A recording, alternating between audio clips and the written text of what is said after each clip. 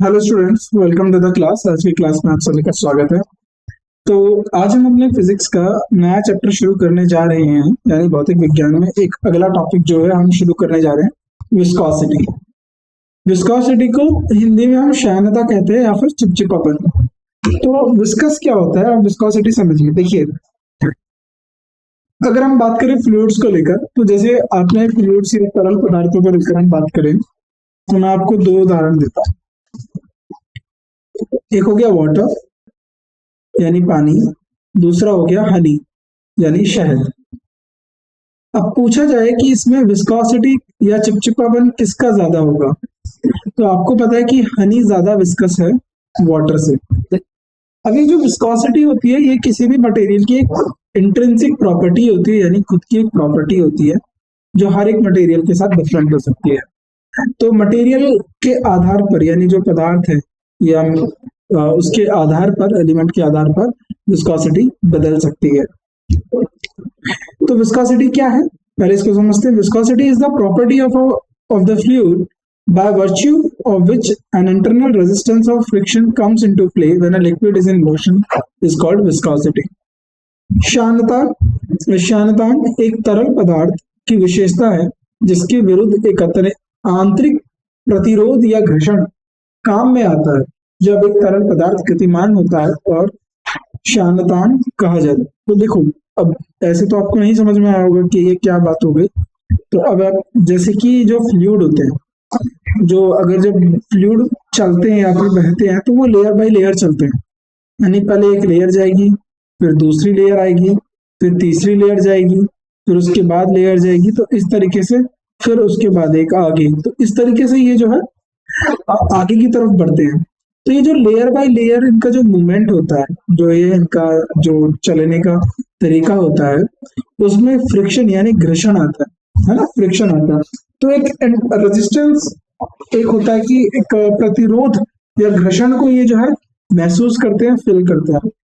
तो जितना ज्यादा घर्षण और प्रतिरोध देखने के लिए मिलेगा, यानी फ्लूइड उतना ही धीरे चलेगा, और उसी को हम बोलेंगे कि ये इसकी क्या है, विस्कोसिटी। उदाहरण के तौर पर आप एक प्लास्टिक का स्लेट लीजिएगा और उसको ऐसे खड़ा कर दीजिएगा, फिर यहाँ पर थोड़ा सा आप ड्रॉप रखिएगा हनी का, शहद का, फिर ऑयल का। तो यहाँ पर हमने लिख दिया हनी, शहद, ऑयल हो गया और वाटर हो गया। तो जब आप इनकी मूवमेंट देखोगे तो वाटर बहुत जल्दी से नीचे आएगा, शहद धीरे धीरे आएगा, और सॉरी ऑयल जो तेल है वो धीरे धीरे आएगा, और जो हनी है, जो शहद है, वो और धीरे आएगा। जब यहाँ पर ये मूवमेंट कर रहा है तो इनकी जो लेयर है उसमें जो घर्षण लग रहा है, जो उसमें फ्रिक्शनल लग रहा है, वह कम है। यहाँ पर वही जो फ्रिक्शनल फोर्स है वो थोड़ा ज्यादा लग रहा है, और यहाँ पर जो फ्रिक्शनल फोर्स है ये बहुत ज्यादा लग रहा है, जिसकी वजह से इनका जो मूवमेंट है, जो आगे के लिए चलने का लिए जो मूवमेंट है, वो काफी धीरे है। It opposes the relative motion of the different layer. तो ये विभिन्न परतों के आपसी गति का विरोध करता है, जैसा मैंने अभी आपको बताया।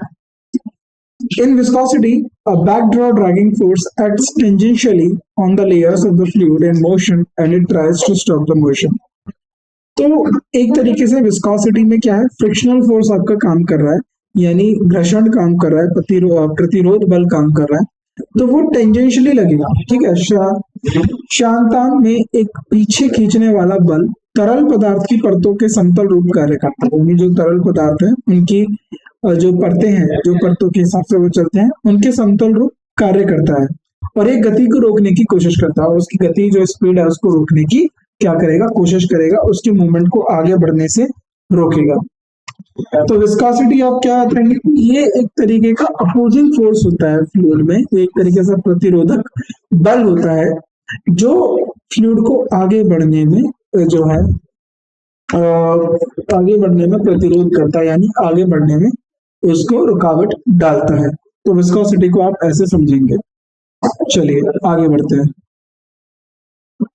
कोएफिशिएंट ऑफ विस्कोसिटी, श्यानतान का गुणांक क्या होता है। एक्सपेरिमेंटली बात करें तो it is found that in a flowing liquid the stress is proportional to the rate of change of strain और स्ट्रेन रेट। तो प्रयोगशाला में या एक्सपेरिमेंट करके या प्रयोग करके ये पाया गया है कि बहते हुए तरल पदार्थ में प्रतिबल स्ट्रेन की परिवर्तन या स्ट्रेन दर के समानुपाती होता है। It is different from solids where stress is directly proportional to strain. तो यहाँ पर क्या था कि जो सॉलिड में अगर आपने पढ़ा हो स्ट्रेस और स्ट्रेन, तो वहां पर जो स्ट्रेस था वो डायरेक्टली प्रोपोर्शनल किसके था, स्ट्रेन के। For the flowing liquid the rate of change of strain rate, तो अगर हम फ्लोइंग लिक्विड के लिए, बहते तरल पदार्थों के लिए विकृति दर का परिवर्तन देखें तो क्या होगा, change in shear strain upon time interval, यानी शेयर विकृति में परिवर्तन कितना हुआ और कितने समय में हुआ, तो वो आप निकालेंगे तो वहां से आपको क्या निकल जाएगा, स्ट्रेन रेट निकल जाएगा, स्ट्रेन यानी विकृति दर निकल जाएगी। शेयरिंग स्ट्रेस क्या है, एफ अपॉन ए, फोर्स पर यूनिट एरिया, जिसको आप प्रेशर भी कहते हो, यानी शेयरिंग तनाव क्या हो जाएगा, force per unit area. Coefficient of viscosity को आप ईटा से डिनोट करते हो, इससे ईटा से डिनोट करते हो। For a fluid is defined as the ratio of shearing stress to the straining rate। तो देखो शेयरिंग स्ट्रेस क्या था, F अपॉन ए, और स्ट्रेन रेट क्या था, V अपॉन एल।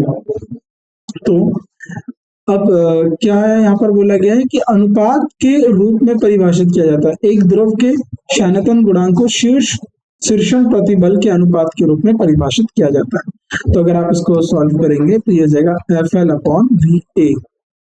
ठीक, ये आपका क्या आ जाएगा, कोएफिशिएंट ऑफ विस्कोसिटी यानी शानतान का गुणांक ही आपका हो जाएगा। ठीक, चलिए, if dv is the difference in velocity of two layers of moving liquid distance dx। अब बोला गया कि मान लो dv क्या है, ये डिफरेंस है वेलोसिटी में, यानी ये गति, दो परतों की गति में डिफरेंस है, यानी ये वाली जो है परत जो है ये v वेलोसिटी से चल रही है और ये वाली परत जो है मान लो v2 से जो है गति से चल रही है, तो dv क्या हो जाएगा, v2 माइनस v1 या v1 माइनस v2। तो इन दोनों की गति का अंतर हो गया dv। जो हिलती तरल पदार्थ की दूरी, अगर मान लो उन्होंने एक दूरी यानी dx दूरी के लिए अलग है, तो क्या हो जाएगा, dv over dl is a velocity gradient of two layers of liquidity। तो दो परतों के बीच का तेजी का अंतर हो जाएगा। नाउ ईटा क्या हो जाएगा, आप v को dv over dl पुट कर दीजिए, तो उसमें आपका जो है वो लग जाएगा।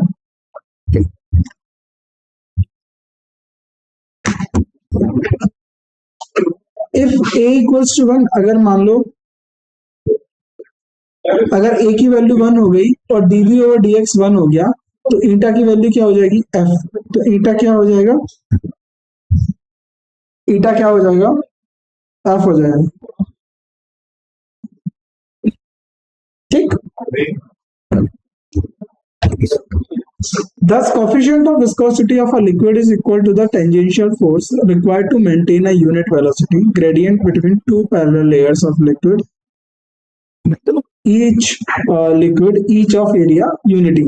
तो इस प्रकार एक तरल पदार्थ की चिपचिपाहट, यानी हम बात करें, हम शनायन की बात कर रहे हैं, कि गुणांक के बराबर होता है वह सम्मुख बल जो समानांतर परतों के बीच एकाएक वेग ढलन को बनाए रखने के लिए आवश्यक होता है, जिनमें से प्रत्येक एक क्षेत्रफल का एकाक होता है।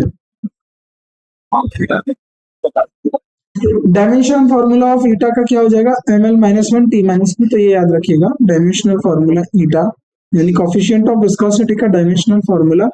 आयामी सूत्र क्या है कोएफिशिएंट ऑफ विस्कोसिटी का, ये आपको याद रखना, ml minus 1 t minus 1। The SI unit of coefficient of viscosity is Poiseuille, या जिसे हम बोलते हैं PL।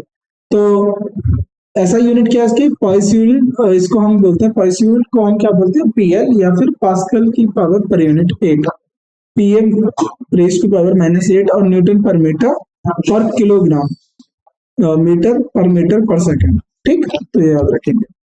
चलिए, viscosity is similar to the solid friction in respect that, अगर जो विस्कोसिटी है, जो सनातन है, वो ठोस के घर्षण के समान है कि किस तरीके से, both come into play whenever there is a relative motion.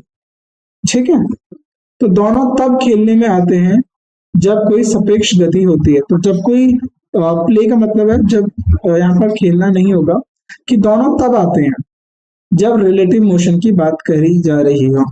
ठीक है, तो दोनों कब आएंगी? जब रिलेटिव मोशन की बात हो रही हो तो तब फ्रिक्शन लगेगा, और जब रिलेटिव मोशन लिक्विड की बात कर रही हो तो तब उसमें लिक्विड के जो फ्रिक्शन को हम विस्कोसिटी कहते हैं। बस इतना ही अंतर है उनके नाम में। Right, both opposes relative motion, दोनों के दोनों रिलेटिव मोशन को अपोज कर रहे हैं। राइट, तो दोनों क्या कर रहे हैं? रिलेटिव मोशन को अपोज कर रहे हैं, यानी जो सापेक्ष गति का विरोध करते हैं। तो इसकी वजह से क्या हो रहा है कि जब कोई मोशन को अपोज करा जा रहा है तो इससे क्या हो जाएगा कि जो मोशन है वो आगे बढ़ने में नहीं बढ़ पा रहा है, तो इसकी वजह से वो अपोज कर रही है। Both are due to molecular forces, दोनों अणुओं के बलों के कारण होते हैं। Both acts tangential in direction opposite to that of motion, तो दोनों गति की विपरीत दिशा में स्पर्श रेखी रूप से कार्य करते हैं। Viscosity differs from the solid friction in respect that the viscous force acting between two layers of the liquid depends upon। तो शनायतन ठोस घर्षण के इन संदर्भ में विभिन्न होता है कि द्रवों के दो परतों के बीच कार्यरत जो चिपचिपा बल निर्भर करता है, शनायन बल जो है निर्भर करता है। The area of the layer, तो किस किस के ऊपर निर्भर करेगा? Area of layers. तो विस्कोसिटी किसके ऊपर निर्भर करेगा? परतों के क्षेत्रफल पे। Relative velocity of two layers, तो दो परतों के बीच की अपेक्षित वेग को लेकर। डिस्टेंस बिटवीन टू लेयर्स, तो दोनों परतों के बीच की दूरी पर। Viscosity does not depend upon the normal reaction between the two layers of the liquid, तो शनायतन द्रव की दोनों परतों के बीच सामान्य प्रतिक्रिया पर निर्भर नहीं करता है। The friction between two solid surfaces is independent of, तो अब ये जो विस्कोसिटी है, जो फ्रिक्शन बात कर रहे हैं, जो टू सॉलिड सरफेस की बात कर रहे हैं कि दो ठोस सतहों के बीच जो घर्षण है वो किसके इंडिपेंडेंट है, यानी किस पे निर्भर नहीं करेगा? The area of surface in contact, तो फ्रिक्शन कभी भी area of surface in contact पे काम नहीं करता है, बल्कि यहाँ पर देखा जा रहा है कि विस्कोसिटी इस पे काम कर रही है। रिलेटिव वेलोसिटी बिटवीन द, तो उनके बीच की सापेक्ष वेग पे भी निर्भर नहीं करता है। The solid friction is directly proportional to the normal reaction between the surface and contact, जो सॉलिड फ्रिक्शन है वह घर्षण के सीधे संपर्क में सतहों के बीच सामान्य प्रतिक्रिया के अनुपात में होता है। When a liquid flows through a horizontal tube with a steady flow under some external pressure, जब कोई तरल पदार्थ किसी बाहरी दबाव के तहत एक समतल नली के माध्यम से स्थिर प्रवाह के साथ बहता है, the liquid moves in a cylindrical layer coaxially with the axis of the tube. The velocity of the cylindrical layers is maximum along the axis of tube and goes on decreasing towards the water. तो जो तरल पदार्थ नली के धुरी के साथ समकेंद्रीय परतों पर चलता है, तो सिलेंड्रिकल परत में वेग की नली की दूरी के अनुसार अधिकतम होती है और यह नली की दीवार की ओर घटती जाती है। The velocity is minimum for the layer in contact with the wall of the tube. तो जो वेलोसिटी होगी उस लेयर के लिए कम होगी जो ट्यूब के कांटेक्ट में है। जैसे मान लीजिए कोई गोल सिलेंड्रिकल ट्यूब है, तो इसमें अगर कोई फ्लूइड बह रहा है तो इसके जो कांटेक्ट में जो फ्लूइड है उसके लिए जो वेलोसिटी होगी वो मिनिमम होगी। तो वेग ट्यूब की दीवारों के संपर्क में आने वाली परत के लिए न्यूनतम है। The velocity of different layer is shown by arrowed lines in figure। तो अब यहाँ पर देखते हैं विभिन्न परतों में वेगता के बारे में बताया। तो यहाँ पर सबसे कम वेग होगा, सबसे ज्यादा वेग होगा बीच में। तो जितना ज्यादा आप फ्लूइड के बीच की तरफ देखते हैं उसमें ज्यादा वेग होगा, और जो परतों पर जो फ्लूइड है उसमें कम वेग होता है। इसका मैं आपको थोड़ा एक्सपीरियंस बता देता हूँ कैसे होगा। मान लीजिए आप किसी एक कोई पाइप से थोड़ा सा पानी जो तेज बह रहा है उसमें आप उसके साइड पे जो है टच करिएगा तो आपको इतना ज्यादा प्रेशर फील नहीं होगा या फोर्स या बल इतना फील नहीं होगा। अगर आपने थोड़ा सा और अंदर की तरफ टच किया तो आपको दिखेगा कि आपका जो फिंगर है उस पर बल महसूस हो रहा है। क्यों? क्योंकि अंदर की तरफ जो स्पीड है वो ज्यादा है और बाहर की तरफ जो लेयर है उसमें स्पीड कम होती है। ये हमारा क्या होता है? पॉइज़ले फॉर्मूला इसको हम कहते हैं। Poiseuille study the rate of flow of a liquid. तो पॉइज़ले ने क्या करा? Poiseuille study the rate of flow of liquid through a horizontal capillary tube and concluded that the volume of the liquid flowing per second through a capillary tube varies. तो पाइस्यूल ने एक समतल capillary tube के माध्यम से तरल पदार्थ की प्रवाह दर का अध्ययन किया। तो उसने देखा कि जो कैपिलरी ट्यूब है तो उसमें से उसने rate of flow of liquid यानी जो जिस दर से जो लिक्विड है कैपिलरीज में से निकल रहा है उसका अध्ययन किया और निष्कर्ष निकाला कि कैपिलरी ट्यूब के माध्यम से प्रति सेकंड तरल पदार्थ V में परिवर्तन होता है, यानी वॉल्यूम में परिवर्तन होता है। तो क्या होगा कि directly as the pressure difference across the tubes end, तो जो वॉल्यूम है वो किसके डायरेक्टली प्रोपोर्शनल होगा, ट्यूब के दोनों सिरों के बीच दबाव अंतर के सीधे रूप में जो है उसके समानुपात होगा। तो V is directly proportional to the pressure directly as the force power of radius of the tube। तो यानी V किसका होगा, त्रिज्या के चतुर्थ यानी पावर के रूप में सीधे रूप में यानी V के डायरेक्टली प्रोपोर्शनल होगा। Inversely as the length of the tube, तो लेंथ के जो ट्यूब है उसके इनवर्सली प्रोपोर्शनल होगा और inversely as the coefficient of viscosity of the liquid, that is जो कोएफिशिएंट ऑफ विस्कोसिटी यानी सनातन का गुणांक है उसके विपरीत होगा, अर्थात V is inversely proportional to eta. इनके कारकों को मिलाकर हम क्या कह सकते हैं कि V जो वॉल्यूम है डायरेक्टली प्रोपोर्शनल है प्रेशर के, रेडियस के, स्क्वायर के और इनवर्सली प्रोपोर्शनल है ईटा के, कोएफिशिएंट ऑफ विस्कोसिटी और लेंथ ऑफ ट्यूब के। और यहाँ से अगर आप प्रोपोर्शनलिटी को हटाएंगे तो यहाँ पर आ जाएगा पाई यहाँ पर क्या है, प्रोपोर्शनलिटी कांस्टेंट। तो P R की पावर 4 ईटा अपॉन L, ये हो जाएगा आपका प्रोपोर्शनलिटी कांस्टेंट। तो इसको नोट डाउन कर लीजिए, ये आपको याद रखना है, प्रोपोर्शनलिटी कांस्टेंट हो गई है,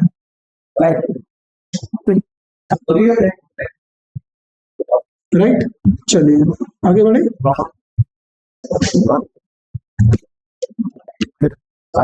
Where pi by 8 is a constant of proportionality, तो जहां पर pi by 8 क्या है, समानुपातिकता का स्थिरांक है।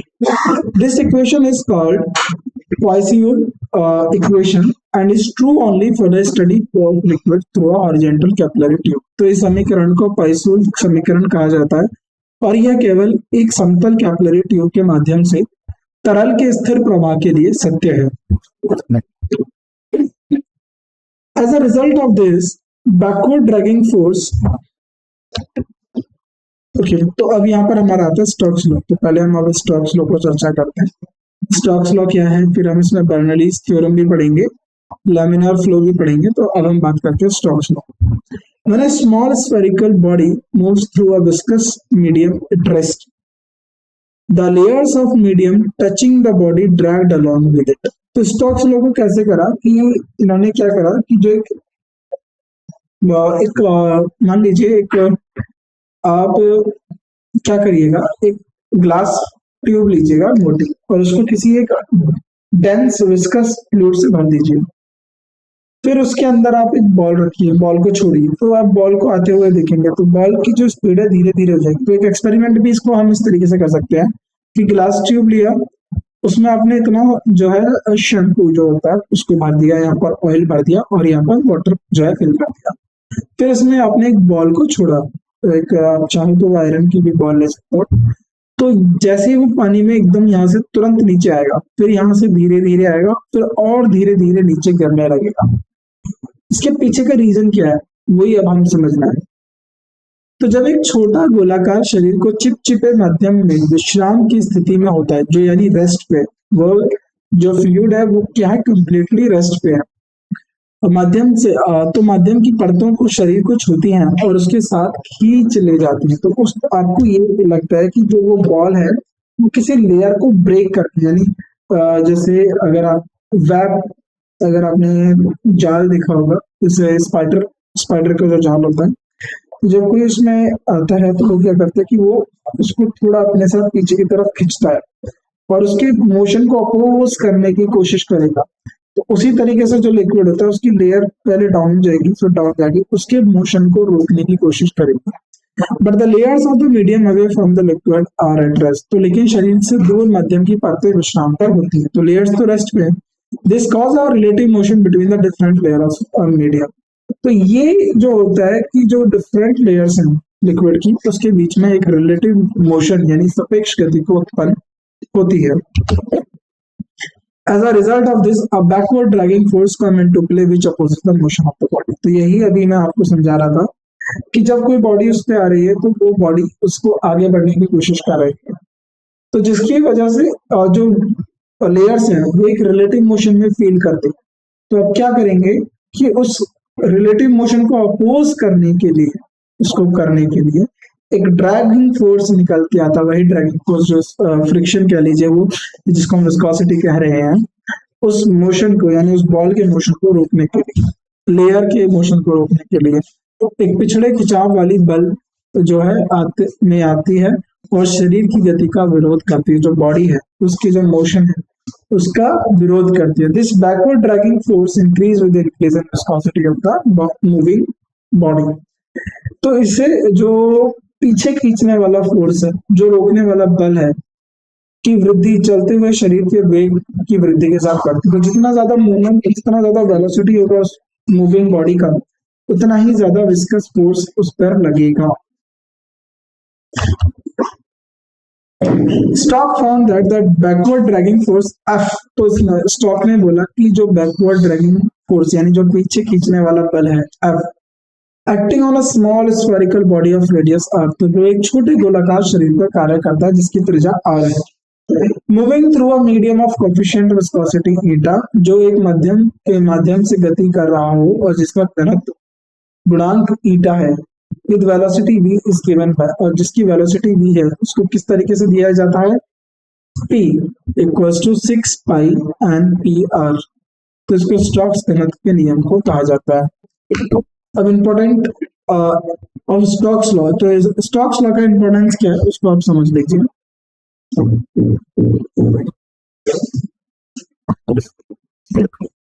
This is a law is used in the determination of the electronic charge with the help of Milken's experiment। ये जो ये लॉ है, जो ये सिद्धांत है, इसका उपयोग मिल्कन की प्रयोगशाला की सहायता से इलेक्ट्रॉनिक चार्ज का निर्धारण करने में किया जाता है।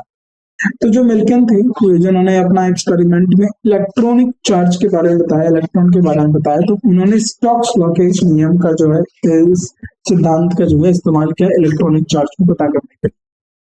This law accounts the formation of clouds, तो यह जो लॉ है ये बादलों के निर्माण का हिसाब लगाता है। This law accounts why the speed of raindrops is less than that of a body falling freely with a constant velocity from the height of cloud। तो यह कानून, यह सिद्धांत हमें बताता है कि बादलों की ऊंचाई से निरंतर वेग के साथ स्वतंत्र रूप से गिरने वाली एक शरीर की तुलना में वर्षा की बूंदों की गति क्यों कम हो जाती है। आपको पता होगा जो ग्रेविटी है वो सबके लिए एक बराबर काम करती है ना, वो सबके एक समान नीचे खींचते हैं इररिस्पेक्टिव ऑफ मास, लेकिन ये काम जो है वर्षा की बूंदों के साथ क्यों बढ़ जाता है, ये एक पॉइंट है। This law helps a man coming down with the help of a parachute. यह जो नियम है यह एक व्यक्ति की मदद करता है पैराशूट की सहायता से नीचे आने में। Next, terminal velocity. अब टर्मिनल वेलोसिटी क्या होती है इसको हम देखते हैं। It is the maximum constant velocity acquired by a body while falling freely in a viscous medium. तो यह एक अधिकतम स्थिर वेग है जिसे शरीर ने एक चिपचिपे माध्यम में स्वतंत्र रूप से गिरते समय प्राप्त किया है। यानी मान लीजिए कोई बॉडी है, वह क्या है, कांस्टेंट मैक्सिमम कांस्टेंट वेलोसिटी है। अगर वो किसी विस्कस मीडियम में वो फॉलिंग जो है गिरता है, स्वतंत्र रूप से गिरता है, तो जो वेलोसिटी उसके द्वारा एक्वायर करी जाएगी कांस्टेंट वेलोसिटी, उसको हम जैसे टर्मिनल वेलोसिटी v नॉट के जो है v नॉट से डिनोट कर देते हैं। ये इसका फॉर्मूला हो गया। जी यहाँ पर ग्रेविटेशनल एक्सेलरेशन हो गया।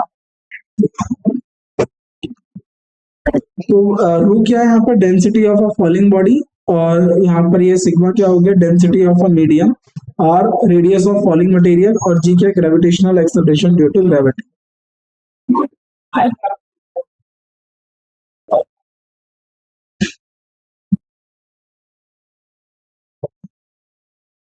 राइट, चलो आगे। The following results follow from the equation। उपरोक्त समीकरण में से निम्नलिखित परिणाम निकलते हैं।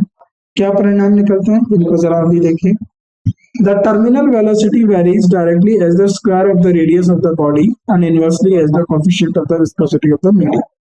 तो जो टर्मिनल वेग का सीधा संबंध शरीर के त्रिज्या के वर्ग के साथ है और मध्यम के सनातन के गुणांक के विपरीत होता है।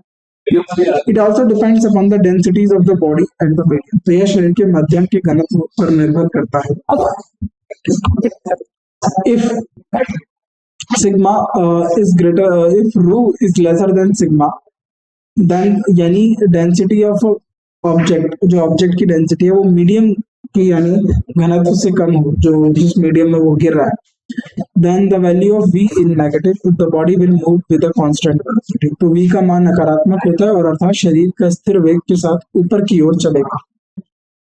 It is due to reason that the gas bubbles rises up through the soda water. तो इसी के कारण जो आपने देखा होगा गैस बबल्स जो है वो ऊपर की तरफ आते हैं, क्योंकि उसकी जो डेंसिटी है वो कम होती है पानी की डेंसिटी से, तो इसीलिए वह ऊपर की तरफ उठते हैं। By knowing r, rho, sigma and terminal velocity v, the coefficient of viscosity is calculated. अगर आपको r पता हो, rho पता हो, sigma पता हो, तो v की जानकारी हो, तो इससे हम सनातन का गुणांक की गणना कर सकते हैं, पता लग सकते हैं हम इसमें coefficient of viscosity. Variation of viscosity यानी विस्कोसिटी पे किस किस तरीके से जो है डिफरेंस देखने को मिलेगा वो हम अभी चर्चा कर लेते हैं। इफेक्ट ऑफ टेम्परेचर, अब तापमान का प्रभाव क्या होता है। देखो अगर तापमान बढ़ता है तो विस्कोसिटी जो है कम होती है। With the increase in temperature the viscosity of a liquid decreases, तापमान में वृद्धि के साथ तरल पदार्थ का चिपचिपाहट कम होता है। Viscosity of all gases with increase in temperature, since the viscosity of the gases is directly proportional to the square root of the absolute temperature. तो सभी गैसों की चिपचिपाहट तापमान में वृद्धि के साथ बढ़ती है, क्योंकि एक गैस की चिपचिपाहट सीधे संपर्क में होती है निरपेक्ष तापमान के वर्गमूल के साथ, अर्थात यानी coefficient of viscosity is directly proportional to the square root of the time. This result is obtained from kinetic theory of gases. तो यह परिणाम कहां से हमें मिला, गैसों की काइनेटिक सिद्धांतों से प्राप्त होता है। इफेक्ट ऑफ प्रेशर, तो अब विस्कोसिटी पे प्रेशर का क्या इफेक्ट होगा। अगर प्रेशर में इंक्रीज होता है तो विस्कोसिटी जो है लिक्विड्स की, जो सनातन है चिपचिपाहट बना है लिक्विड्स का, वो बढ़ता है। विस्कोसिटी ऑफ वाटर डिक्रीजेस, लेकिन वाटर की जो है विस्कोसिटी कम होती है। तो दबाव में वृद्धि के साथ तरल पदार्थों की चिपचिपाहट बढ़ती है, लेकिन पानी की चिपचिपाहट कम होती है, याद रखना। Viscosity of gases remains unchanged, और लेकिन गैसेस में कोई चेंज नहीं होता प्रेशर के साथ। प्रैक्टिकल यूज ऑफ थ्योरी और नॉलेज ऑफ विस्कोसिटी, तो सनातन श्यानतान के ज्ञान का व्यवहारिक उपयोग कहाँ होगा। The knowledge of viscosity and its variation with temperature help us to select a suitable lubricant for a given mission.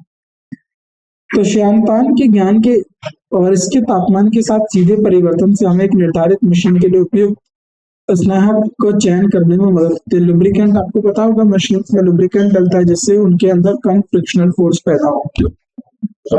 The knowledge of viscosity of some organic liquids such as protein, cellulose, etc. help us to determining their shapes and molecular weight. तो protein, cellulose और आदि जैसे कुछ कार्बनिक द्रव्यों की चिपचिपाहट का ज्ञान हमें उनके आकार और आणविक वजन का निर्धारण करने में मदद करता है। At railway terminals, the liquids of high viscosity are used as buffers.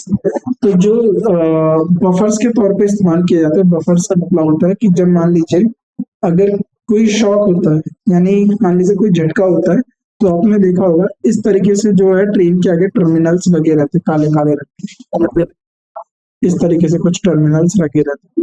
तो इनके अंदर क्या होता है, इनके अंदर हाई विस्कस यानी बहुत ज्यादा जो है गाढ़ा लिक्विड डाल दिया जाता है। तो जब इनके झटका लगेगा तो क्या होगा कि ये पीछे की तरफ चले जाएंगे और इस शॉक को एब्जॉर्ब कर लेंगे, यानी इस शॉक को, जो इस झटके को अपने अंदर संभालेंगे, जिससे पैसेंजर्स को कोई प्रॉब्लम ना हो। तो इनको हम बोलते हैं buffers. The knowledge of viscosity helped Milken in determining the charge on electron. तो जो विस्कोसिटी थी, जो है नॉलेज थी, मापदंड के ज्ञान से मिल्किन की मदद करता है जो इलेक्ट्रॉन के आरोप निर्धारित करने में, उसको जो चार्ज है उसको बताने में सहायता मिलती है। Motion of instruments damped by using the viscosity of air of liquid. तो कुछ उपकरणों की गति हवा या तरल पदार्थ के मापदंड का उपयोग करके डैम्प की जाती है। The phenomena of viscosity plays an important role in the circulation of blood through arteries and veins of the human body. तो मानव शरीर की धमनियों और शिराओं में माध्यम से रक्त संचार में श्यानतान की घटना एक महत्वपूर्ण भूमिका निभाती है। तो विस्कोसिटी क्या होती है? एक इम्पोर्टेंट रोल प्ले करती है हमारी बॉडी के ब्लड के फ्लो को लेकर। स्ट्रीमलाइन, लैमिनार और टर्बुलेंट फ्लो ये हमारी अगली क्लास के टॉपिक होंगे। तो आज की क्लास के लिए हम इतना ही पढ़ते हैं। आप सभी का शुक्रिया आज की क्लास में उपस्थित होने के लिए। बाकी की जो बातें हैं हम आपको नेक्स्ट क्लास में आपके साथ चर्चा करेंगे। तब तक के लिए जो चीजें आपको बताई गई हैं उनको अच्छे से पढ़िए, समझिए। राइट, तो आज की क्लास के लिए बस इतना ही। थैंक यू सो मच आप सभी का आज की क्लास में उपस्थित होने के लिए। धन्यवाद।